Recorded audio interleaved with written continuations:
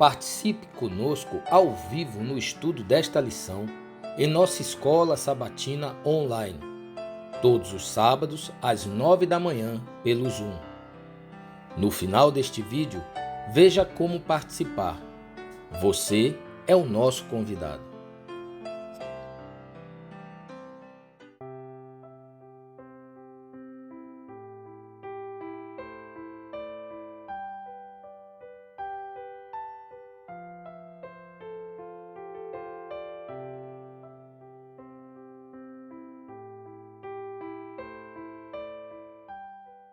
Sejam todos bem-vindos, mais uma vez aqui juntamente com o irmão Matheus Borges.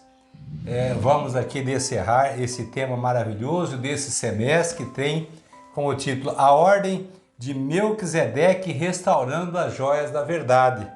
Já tivemos participação, a nossa participação nas primeiras duas lições desse semestre, a primeira explicando sobre a finalidade do sacerdócio e a segunda justamente mostrando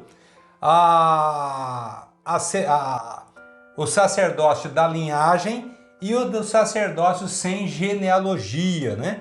E hoje nós vamos então abordar o tema sacerdócio de Melquisedeque sem genealogia.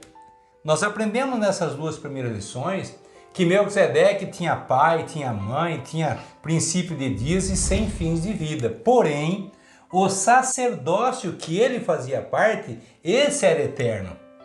Esse não dependia das relações pessoais na transmissão de autoridade de pai para filho, mas um sacerdócio que era eterno desde os dias lá dos primórdios. Nós aprendemos que Sete, ele não era o primogênito, no entanto ele herda a primogenitura, ou seja, ele herda a linhagem para invocar o nome de Deus.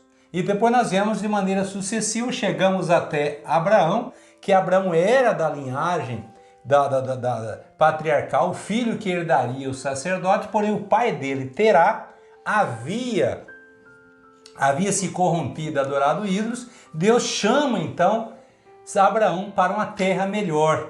E Abraão, nessa trajetória, se depara após ele sair da matança dos reis, encontra Melquisedeque e devolve dízimos àquela ordem a que Melquisedeque pertencia, que era superior, conforme nós já outrora estudamos. Mas hoje nós vamos em específico estudar esse sacerdócio sem genealogia.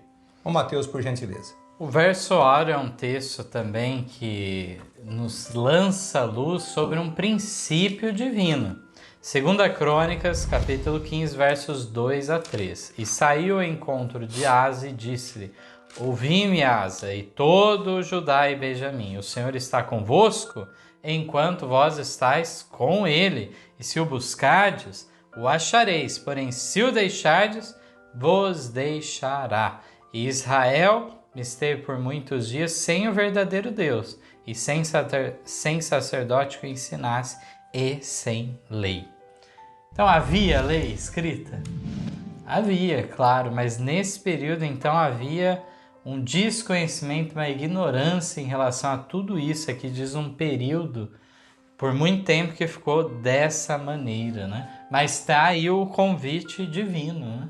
Então o convite qual é? Se me buscardes, achareis. Porém, se me deixares, também vos deixarei. Então nós vemos aqui que é sempre condicionada às bênçãos, tanto às maldições divinas, vamos assim dizer, né? É a primeira pergunta, por gentileza. Vamos, irmão Mateus, então. Como Melquisedeque, sem genealogia, se tornou sacerdote? 7 de Hebreus, nos versos 15 e 16, diz-nos da seguinte maneira: E muito mais manifesta ainda, se há semelhança de Melquisedeque, se levantar outro sacerdote, que não foi feito segundo a lei do mandamento carnal, mas segundo o poder de uma vida incorruptível. Então a pergunta: como Melquisedeque sem genealogia se tornou sacerdote? Ô Mateus, vamos lá. Então, justamente pelo que o texto vem nos apontando, qual que era o requisito principal, primordial disso não era o sangue de Melquisedeque, então, que trazia ele para aquele ofício sacerdotal, mas sim a vida dele em ligação com Deus, a obediência aos mandamentos. Lá o texto já nos diz que ele é um representante de Deus aqui nessa terra. Então, nesse sentido aqui, nos mostra, então, a questão de que não é feito segundo o mandamento, a lei do mandamento carnal, ou seja, E o que baseado... é a lei do mandamento carnal? A lei sacerdotal, que envolve essa questão carnal, ou seja, sanguínea, usando um termo mais atual, ou seja, a questão de linhagem que não entrava, mas sim segundo a virtude da vida incorruptível que declara. Vamos para a segunda pergunta. Quem fala através do verdadeiro sacerdócio? De quem era ele representante? 7 verso 3. Sem pai, sem mãe, sem genealogia, não tendo princípio de dias nem fim de vida, mas sendo feito semelhante ao Filho de Deus, permanece sacerdote para sempre. Então essa linhagem a qual Melquisedeque fez parte, olha só, a pergunta é: quem fala através do verdadeiro sacerdócio? Que sacerdócio? Sem pai, sem mãe, sem genealogia. É o próprio Cristo. O próprio Cristo. E de quem era ele representante? Diz aí no livro Primeira Mensagem Escolhida, 409, diz assim: foi Cristo que falou através de Melquisedeque, o sacerdote do Deus Altíssimo. Melquisedeque não era Cristo, mas era a voz de Deus no mundo, representante do Pai. E através de todas as gerações do passado, Cristo falou. Cristo dirigiu o seu povo e tem sido a luz do mundo. Que coisa maravilhosa, né? Então aqui nós vemos aqui que Cristo dirigiu todo o sistema desde Adão até os nossos dias. Então aqui fala em todas as gerações e através de todas as gerações do passado, Cristo falou, dirigiu o seu povo e tem sido luz no mundo. Então, em todas as gerações, Deus tem os seus representantes, ainda que seja um remanescente, um restinho. Nós vemos lá na passagem antediluviana, aqueles filhos de Deus, os filhos de Sete, aquela linhagem santa, o que acontece em determinado momento? Se corrompem. Mas foram todos que se corromperam? Não. Sempre havia alguns que permaneciam na fidelidade. Assim nós temos Enoque, Matusalém, nessa atitude. Dessa forma, então, quando nós chegamos nesse período aqui da época de Abraão, nós vemos que Abraão reconheceu Melquisedeque como representante de Deus na terra. Essa foi a atitude. A terceira pergunta, devolvendo o dízimo a Melquisedeque, que Abraão estava indicando.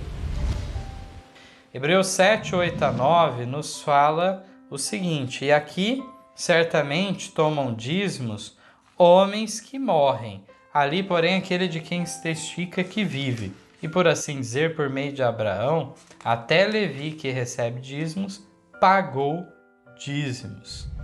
Mateus 25, 40. Diz assim: e respondendo o rei, lhes dirá, em verdade vos digo que quando o fizesse a um desses meus pequeninos irmãos, a mim o fizestes. Então aqui, devolvendo o dízimo a Melquisedeque, o que Abraão estava indicando? Que o sacerdócio, que Melquisedeque, naquela linhagem sacerdotal, era superior à linhagem que Abraão se fizera sacerdote também.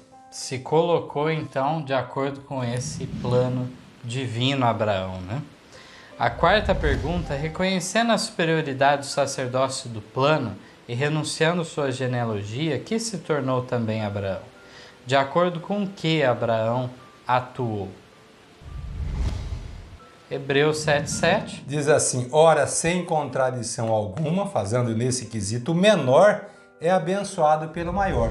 Quem transmitiu bênção foi Melquisedeque. Quem recebeu bênção foi Abraão. Isso. Então Abraão, que recebe a bênção, o sacerdócio a qual ele faz parte, é inferior ao sacerdote daquele que abençoa, que era Melquisedeque. Exato. E aqui no Mensagens Escolhidas, volume 1, página 409, é um texto da Review Herald, de 18 de fevereiro de 1890, nos diz que quando Deus escolheu Abraão como representante de sua verdade, tomou-o de sua terra para fora de sua parentela, pô-lo à parte, desejava moldá-lo de acordo com o seu próprio modelo, desejava ensiná-lo de acordo com o seu plano. Não lhe devia ser imposto o modo dos mestres do mundo. Devia ser ensinado a ordenar seus filhos e sua casa após ele, de modo que guardasse o caminho do Senhor, fizesse justiça e juízo. Esta é a obra que Deus quer que façamos. Deseja que compreendamos como governar nossa família, como controlar os filhos, como ordenar nossa casa, para que guarde o caminho do Senhor. Então, qual que era o propósito de Deus com Abraão? Desejava que desmoldar de acordo com o seu próprio modelo, desejava ensinar de acordo com o seu plano. E Abraão foi submisso para reconhecer, ter essa visão espiritual de reconhecer a superioridade de Melquisedeque, que com certeza já estava sendo representante de Deus há muitos anos, Sim. fazendo seu trabalho e sendo rei em Salém também, que deveria ser um reino próspero, então, nesse sentido, tendo ele como o rei, então, deste reino, dessa cidade de Salém, que mais tarde, na mesma região que seria fundada Jerusalém, né, séculos posteriormente, já com Davi, eles teriam então Jerusalém como a capital do reino de Israel. Então tudo isso nós vemos que Abraão teve esse discernimento, assim como comentei em lições anteriores, Moisés se submeteu ao seu sogro Jetro e reconheceu que Jetro também tinha muito o que ensinar para ele.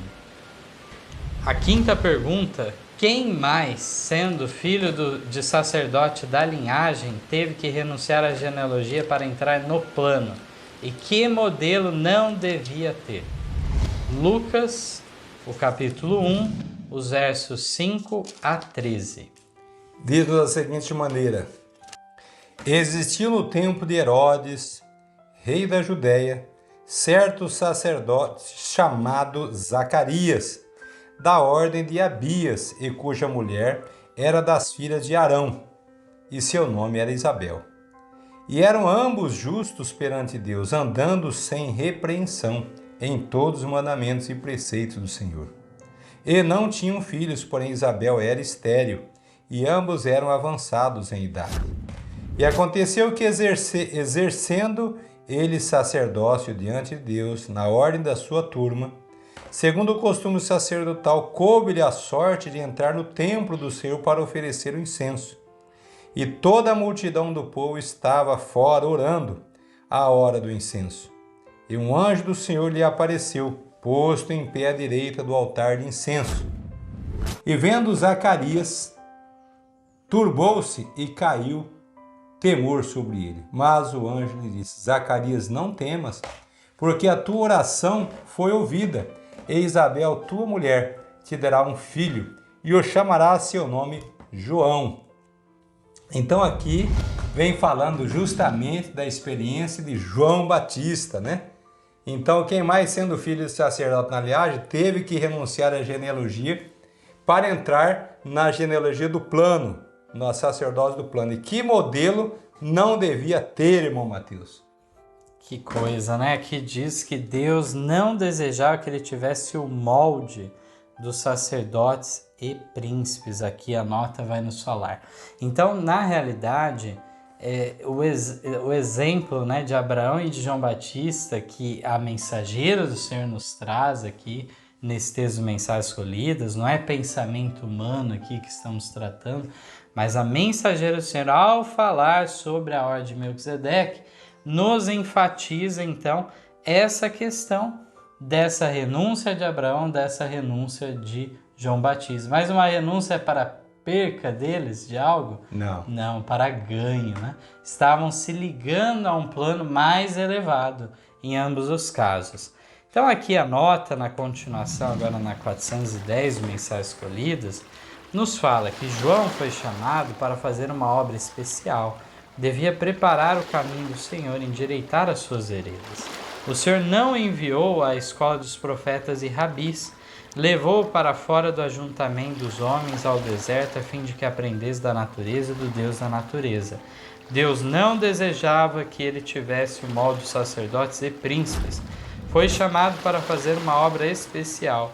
O Senhor foi quem lhe deu sua mensagem. Porventura foi ele aos sacerdotes e príncipes para lhes perguntar se podia proclamar essa mensagem? Não. Deus o afastou deles para que não fosse influenciado por seu espírito e ensinamentos. Foi ele a voz do que clama no deserto. Preparai o caminho do Senhor. Endireitai no ermo vereda nosso Deus. Todo vale será exaltado, e todo monte e todo outeiro serão abatidos, e o que está torcido se endireitará, e o que é áspero se aplainará, e a glória do Senhor se manifestará, e toda a carne juntamente verá que foi a boca do Senhor que isso disse. Isaías 40, versos 3 a 5. Esta é exatamente a mensagem que deve ser dada ao nosso povo. Estamos perto do fim do tempo, e a mensagem é: preparai o caminho do rei, tirai as pedras, erguei um estandarte para o povo. O povo deve ser despertado. Não é agora o tempo de clamar paz e segurança. Somos exortados a clamar em alta voz. Não te detenhas, levanta a tua voz como a trombeta e anuncia ao povo a sua transgressão e à casa de Jacó os seus pecados.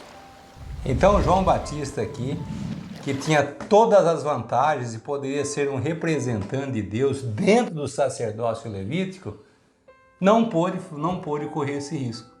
Se ele tivesse ficado ali, ele seria incapacitado para o trabalho. Então precisaria ele nascer dentro da linhagem propositiva da genealogia, e aí agora se afastar e ser representante do verdadeiro sacerdócio. No caso, que é o sacerdócio segundo a ordem de Melquisedeque. Nós vemos que havia esse papel, muitas vezes, de pessoas que aplainavam, tiravam as pedras, coisas do caminho, antes que o rei passasse. E esse é o papel, diz nosso também, a semelhança de João Batista, preparando, limpando para que o rei venha e tenha o quê? Uma colheita para levar para o céu. Nossa obra é essa. E interessante também aqui que nos fala: porventura foi ele aos sacerdotes e príncipes para lhes perguntar se podia proclamar essa mensagem? Não. Deus o afastou deles para que não fosse influenciado por seu espírito e ensinamentos. E é disso que nós vamos tratar agora nas perguntas subsequentes. A sexta pergunta nos fala assim: o que causou preocupação aos sacerdotes judaicos? Por que João não reconheceu o Sinédrio? Olha só que rompimento com o sistema religioso vigente entre os judeus. João, então, ele recebeu um chamado direto de Deus e teve que passar por cima desses requisitos segundo... Pela ordem natural, João deveria se submeter ao Sinédrio e lá e pedir autorização para que ele fosse pregar. Isso. Assim ocorreria naturalmente qualquer pregador daquela ocasião. E haviam vários. Exatamente. Haviam vários que eram rabis reconhecidos, tinham seus discípulos, seus pupilos, né? Uhum. E eles buscavam esse reconhecimento do Sinédrio para terem um maior prestígio. Isso. E João, vamos ver o que João faz.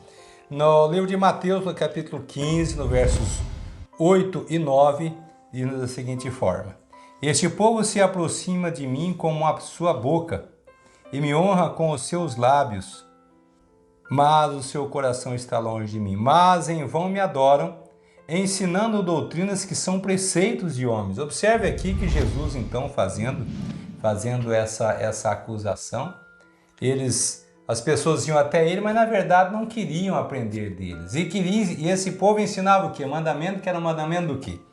De homens. E como João Batista ia pedir autorização para um povo que justamente era ensinado mandamento de homem? Ele tinha um compromisso e uma missão para fazer da parte de Deus, que era tirar as pedras do caminho. E quais eram essas pedras do caminho? Justamente os mandamentos de homens que eram apresentados. ali. Ele tinha que lutar contra esse sistema que já estava implantado e que se corrompeu com o passar do tempo, a ponto de não reconhecer a João Batista. De maneira para tirar as gemas da verdade, recuperá-las, né? O que ele tinha que fazer? Tirar o entulho do erro, da tradição, para conseguir recuperar as gemas e colocar agora elas no devido lugar. Veja só então a dificuldade que era esse trabalho. E se João Batista de fato tivesse sido educado por eles, inevitavelmente teria sido influenciado por esses preceitos de homem. Exatamente. Por isso que Deus o afastou de fato. O irmão pode ler para a gente Desejado 132. Diz assim: João Batista estava agora pregando e batizando em Betábara, além do Jordão. A pregação de João exercera tão profunda influência sobre o povo que chamara a atenção das autoridades religiosas. O perigo de uma insurreição fez com que todo o ajuntamento popular fosse considerado como suspeita por parte dos romanos. E tudo que indicasse um levante do povo despertava os temores dos governadores judeus. João não reconhecera a autoridade do Sinédrio em buscar a sanção do mesmo para a sua obra, e reprovava príncipes, povo, fariseus, saduceus, semelhantemente. No entanto, o povo o seguia ardorosamente. O interesse em sua obra parecia aumentar de contínuo. Conquanto João não condescendesse com eles, o Sinédrio considerava que, como mestre público, se achava sob sua jurisdição. Então aqui João, ele começaram a fazer o batismo das pessoas, e isso começou a surgir o quê? Uma grande aglomeração de pessoas. Recém havia tido várias insurreições, como acontecia alguns levantes, tentando de alguma forma se sobressair do jugo romano. E agora, quando os saduceus, os fariseus viram aquela aglomeração, começaram a ficar preocupados, os governantes ali. E agora falaram: olha, ele é um pregador público, ele está sobre a nossa jurisdição. Mas João não buscara nenhuma sanção da parte do Sinédrio para fazer tal trabalho. E isso começou a gerar o quê? Ciúmes da parte desses, né? Exato. É interessante aqui que fala que ele reprovava e, no entanto, era bem sucedido na sua campanha evangelística, vamos assim dizer. Ele estava sendo a sensação no momento, as pessoas iam ao encontro de João Batista, ele não precisava ir atrás das pessoas, né? A ponto do Sinédrio agora, ele foi atrás, o próprio Sinédrio mandou delegados, representantes, vamos dizer, na sequência, para observar o que estava acontecendo. Mas eu queria chamar a atenção, então, que quando fala dessas reprovações, não eram meras ofensas que João Batista estava fazendo. Vamos lembrar, irmão, que havia quanto tempo já que não se ouvia uma voz profética em Israel? Nos é dito que cerca de 400 anos tinha se passado desde o último profeta. E agora as pessoas ouviam algo estranho, diferente de tudo que elas tinham ouvido até então. E uma força, um poder aquela mensagem trazia que era inequívoca que vinha de Deus. E de fato aqui nos diz, quando fala da reprovação de fariseus e saduceus semelhantemente, porque havia esses dois partidos que eram opostos, que estavam sempre em guerra, e normalmente as pessoas ou se colocavam em favor dos fariseus ou dos saduceus. Saduceus de uma linha mais liberal, mais frouxa a sua religião, com certas incredulidades, até mesmo em relação a certas doutrinas bíblicas, e também estava com o poder na mão. O sumo sacerdote e tudo mais era da linha dos saduceus. Mas os fariseus eram benquistos pela maior parte da população. E, de fato, eram vistos como homens santos, homens sérios, conservadores, né? Mas agora João Batista surge e repreende a ambos. Fala que nenhum dos lados estava a solução, nem fariseus, nem saduceus. Não havia confiança nos príncipes, mas também o povo não podia escapar dessa reprovação.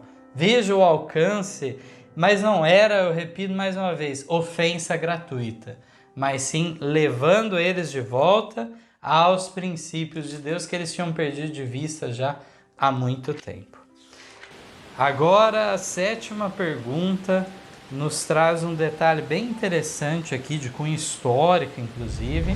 Que informações temos acerca da organização do Sinédrio? Esse Sinédrio que diz que, por mais que João não foi em busca do reconhecimento, eles achavam que ele era mestre público, então estava sobre sua jurisdição, sob seu controle, devia então ter o seu aval. Malaquias 2, de 1 a 2, diz assim: agora, ó sacerdotes, este mandamento é para vós. Se não ouvirdes e se não propuserdes no vosso coração dar honra ao meu nome, diz o Senhor dos Exércitos, enviarei a maldição contra vós e amaldiçoarei as vossas bênçãos. E também já as tenho amaldiçoado, porque não aplicais a isso o coração. Que palavra dura, né? Diz de amaldiçoar as bênçãos que eles davam àqueles sacerdotes. Desejar de todas as nações, página 133, nos fala que essa organização, a do Sinédrio, era constituída de membros escolhidos dentre o sacerdócio e dos principais e doutores da nação. O sumo sacerdote era em geral o presidente. Todos os seus membros deviam ser homens avançados em anos, se bem que não velhos. Homens de saber, não somente versados na religião e história hebraicas, mas em conhecimentos gerais. Deviam ser isentos de defeito físico, casados e pais, a fim de serem mais aptos que outros a ser humanos e compreensivos. Reuniam-se num aposento ligado ao Templo de Jerusalém. Nos tempos da independência dos judeus, o Sinédrio era o supremo tribunal da nação, possuindo autoridade secular da mesma maneira que eclesiástica, conquanto agora, subordinado aos governadores romanos, exercia ainda forte influência tanto em assuntos civis como religiosos. Então aqui nós vemos que de fato havia por parte do Sinédrio um poder judicial de fato. Em todo esse um tribunal que acabava julgando as pessoas, era composto de sacerdotes, de príncipes da nação e doutores também. Interessante que mesmo os romanos, né, eles não destruíram por completo a organização política da nação. Embora estava sob a jurisdição dos romanos, era preservado. Agora, a corrupção que havia como que fosse o Supremo Tribunal da nação, a corrupção que havia ali dentro por questões políticas era muito alta, a ponto do Sinédrio Deus não mais falar com eles, né? Exatamente. Aparentemente tinham certos requisitos bons, benéficos, tudo mais, mas por trás de tudo isso, como o irmão falou, havia uma corrupção muito grande.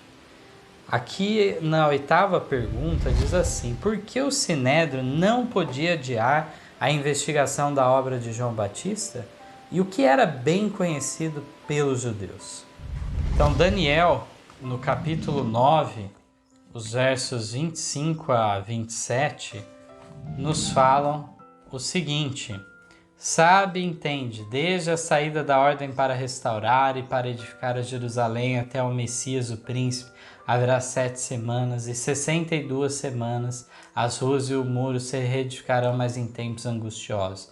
E depois das 62 semanas será cortado o Messias, mas não para si mesmo, e o povo do príncipe que há de vir destruirá a cidade e o santuário, e o seu fim será como inundação, e até o fim haverá guerra, estão determinadas as assolações. E ele firmará aliança com muitos por 1 semana, e na metade da semana fará cessar o sacrifício e a oblação, e sobre a asa das abominações virá o assolador, e isso até a consumação, e o que está determinado será derramado sobre o assolador. Então, aqui a profecia das 70 semanas, que davam um indicativo claro de quando viria o Messias. Inclusive a palavra usada em Daniel é justamente o ungido, o Messias. Não havia dúvidas que havia uma predição de tempo de quando deveria surgir. Não à toa que surgiram vários falsos messias por volta justamente daquela época, porque era a sensação daquele momento que ocorresse a revelação. É importante lembrar que esse estudo das 70 semanas, dentre os pesquisadores, eles calculavam o dia, ano também. Isso. Aqui. Então, muitas vezes nós hoje que conhecemos essa experiência, achamos que isso é algo descoberto a recém por ocasião do final das 2.300 dias, né? Mas não, lá atrás o protestantismo, lá Lutero, lá atrás o Wycliffe, todos esses homens se basearam justamente nesse critério de dia para ano. Então aqui também havia uma expectativa do Messias para a ocasião do final das 70 semanas. Prova disso é que surgiram falsos Messias. E como é que as pessoas iriam acreditar no verdadeiro? Então justamente isso é que é importante. O Desejar de Todas as Nações 133 diz assim: o Sinédrio não podia razoavelmente adiar a investigação na obra do Batista. Havia alguns que se recordavam da revelação feita a Zacarias no templo e da profecia do pai que indicava ser a criança o precursor do Messias. Em meio dos tumultos e mudança de 30 anos, essas coisas haviam sido em grande parte esquecidas. Eram agora relembradas pelo despertar em torno do ministério de João Batista. Havia muito desde que Israel tivera um profeta, desde que se testemunharam a reforma, como a que se operava agora. A exigência quanto à confissão do pecado parecia nova e assustadora. Muitos dentre os guias que iam ouvir os apelos e censura de João não viessem a ser levados a revelar os segredos de sua própria vida. Todavia, a pregação dele era um positivo anúncio do Messias. Era bem conhecido que as 70 semanas da profecia de Daniel, abrangendo a vinda do Messias, se achava quase no fim, e todos estavam ansiosos por partilhar daquela era de glória nacional então esperada. Então era muito a expectativa para com relação às 70 semanas, era óbvia. Só que eles estavam certos de um acontecimento, mas errados no evento. A semelhança dos nossos irmãos aqui, por ocasião da data de 22 de outubro, pregando que era a vinda de Cristo, e era a vinda ao ancião de dias, lá diz que Satanás perverteu, impediu que eles conhecessem por conta do orgulhoso coração, e eles confundissem a vinda dele como Messias com a segunda vinda dele em glória. Então ele vai vir agora com poder e glória, mas o texto dizia o contrário, que ele viria como o quê? Como uma raiz e o quê? De uma terra seca, sem parecer e sem formosura. Nada daquela expectativa que eles tinham, Jesus apresentava alguma predisposição para aquilo. Então ficou mais fácil para Satanás, mesmo que fosse no tempo, ele envolvendo a aplicação da vinda de Cristo como errada, em data diferente, e agora eles ficaram perdidos. Via um homem que se dizia o Messias, curando, ressuscitando mortos e muitas outras coisas, transformando água em vinho. Tinham evidência? Tinham evidência. Mas a expectativa deles era que tirassem eles do jugo romano.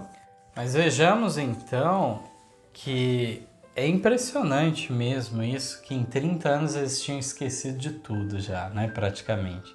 Vamos lembrar que não só esses eventos envolvendo Zacarias, né, que ficou mudo até o nascimento de seu filho João Batista. Nós temos também a questão do próprio nascimento de Cristo, os acontecimentos, a vinda dos magos do Oriente, a estrela, e os pastores de Belém também proclamaram para as pessoas. Tudo isso tinha acontecido, mas tinha passado 30 anos. E agora estava quase tudo esquecido. Mas quando João Batista começa o seu ministério, aí tudo vai voltando à mente. E agora, realmente, o Sinédrio diz que ficou o quê? Preocupadíssimo com tal situação. Não podia odiar, então, uma investigação. Nona pergunta. Que delegação foi enviada pelo Sinédrio? João 1,19 nos fala assim: E este é o testemunho de João, quando os judeus mandaram de Jerusalém sacerdotes e levitas para que lhe perguntassem: Quem és tu? A pergunta que o Sinédrio queria saber era: porventura é ele o Messias? Vamos então para o desejado, na sequência da página 133, diz assim: tal era o entusiasmo popular, que o Sinédrio seria em breve forçado a rejeitar ou sancionar a obra de João. A influência deles sobre o povo já decrescia. Estava se tornando uma questão séria a maneira por que manteriam sua posição. Na esperança de chegar a qualquer resultado, enviaram a Jordão uma delegação de sacerdotes e levitas, a fim de conferenciarem com o novo mestre. Ao aproximarem-se os delegados, estava reunida uma multidão ouvindo-lhe a palavra. Com ar de autoridade, destinado a impressionar o povo e inspirar a deferência do profeta, chegaram os altivos rabis. Com um movimento de respeito, quase de temor, a multidão abriu passagem. No orgulho da posição e do poder, os grandes homens com ricas vestimentas postaram-se perante o profeta no deserto.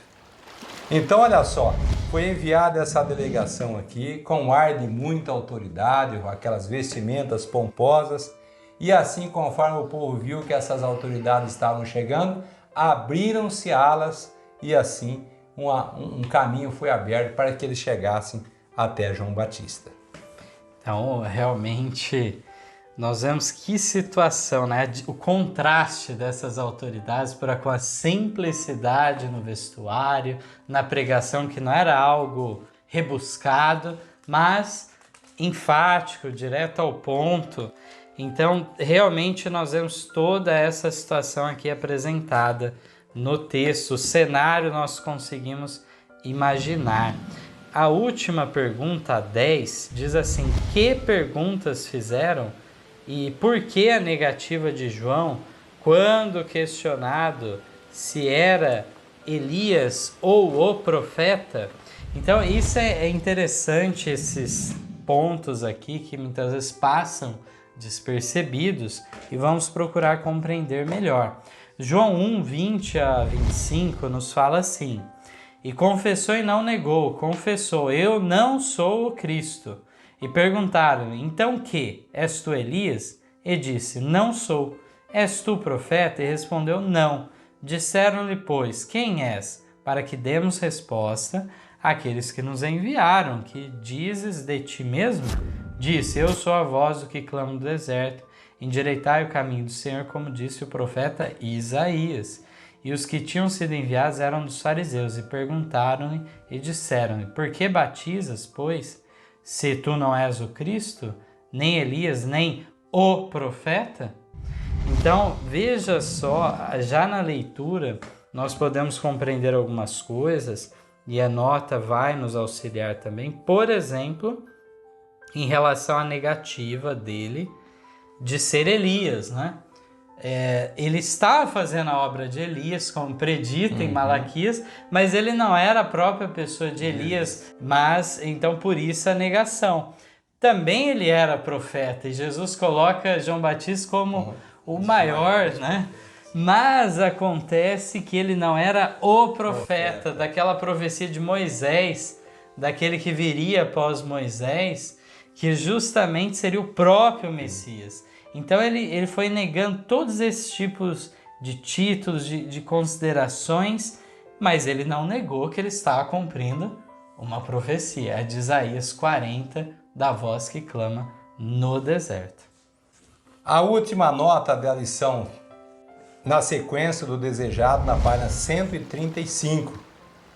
Diz assim: os rabis continuaram suas interrogações. Por que batiza, pois, se tu não és o Cristo, nem Elias, nem o profeta?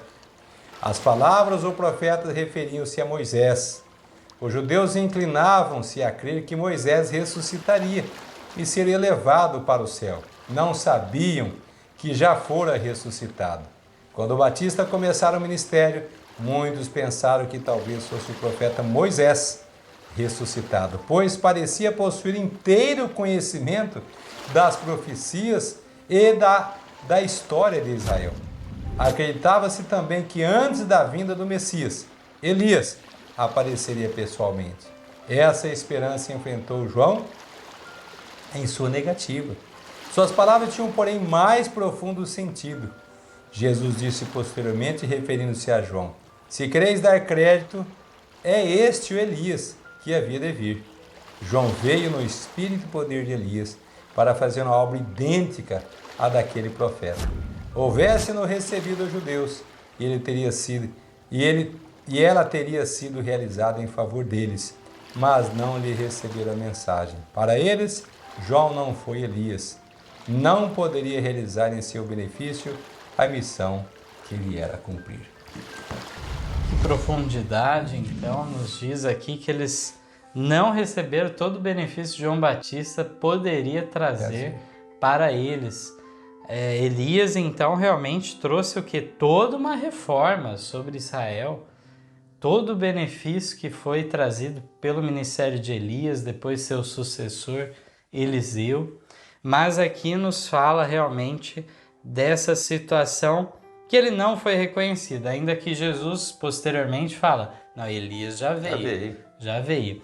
Mas aqui então nos fala dessas concepções, de alguma maneira, de Elias aparecer pessoalmente para eles. Então João Batista negou que era a própria pessoa de Elias, até porque ele não apareceu do nada, né?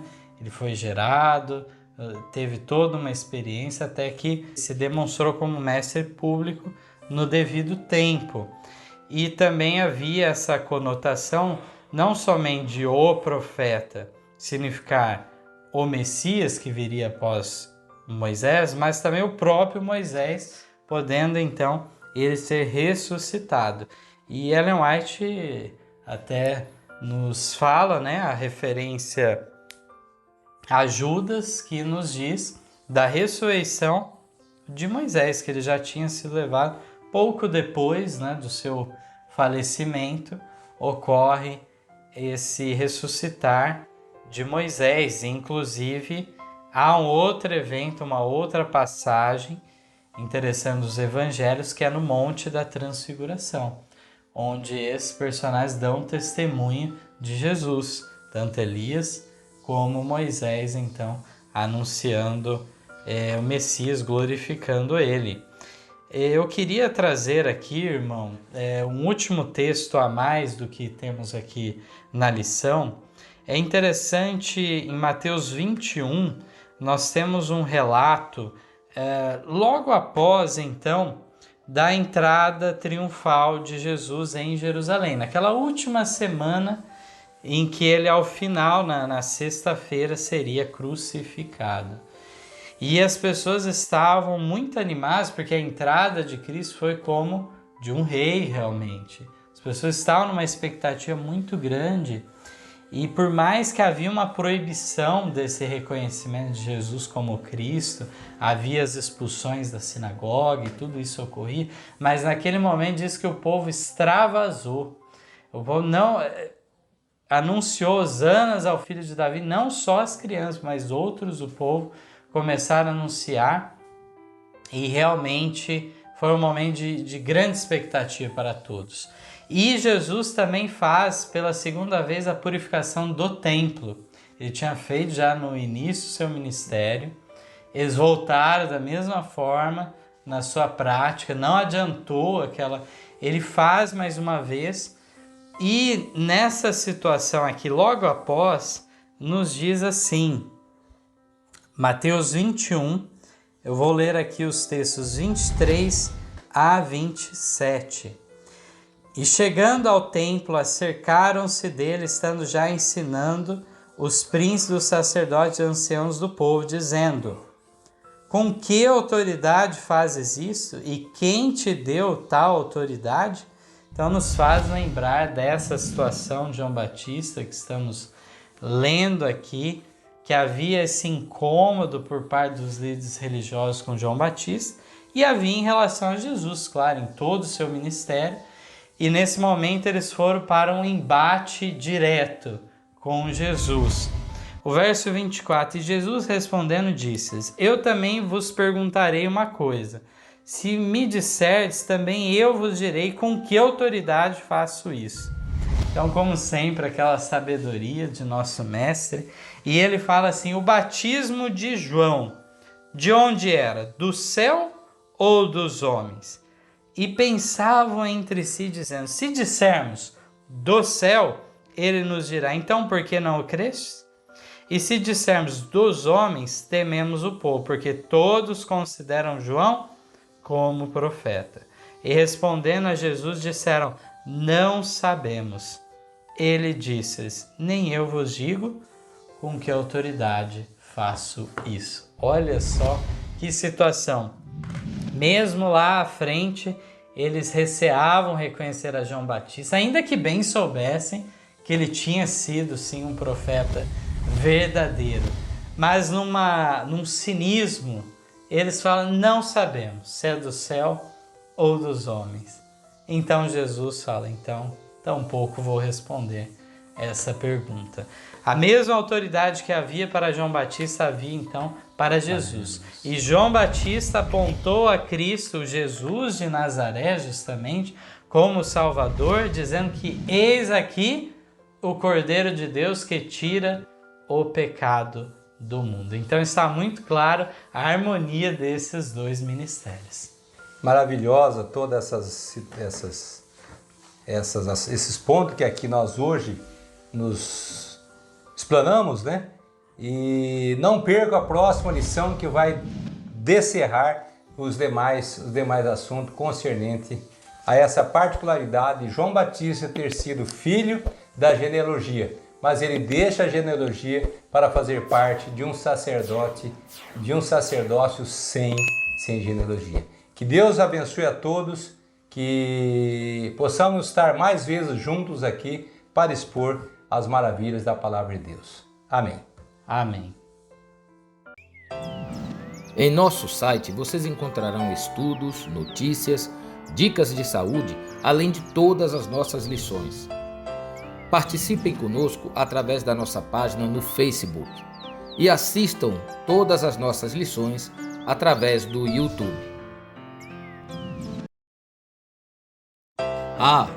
Você também pode participar ao vivo das lições da Escola Sabatina todos os sábados a partir das 9 da manhã pelo Zoom. Ligue ou mande uma mensagem para os números de WhatsApp que aparecem na tela e venha estudar conosco. Você é o nosso convidado.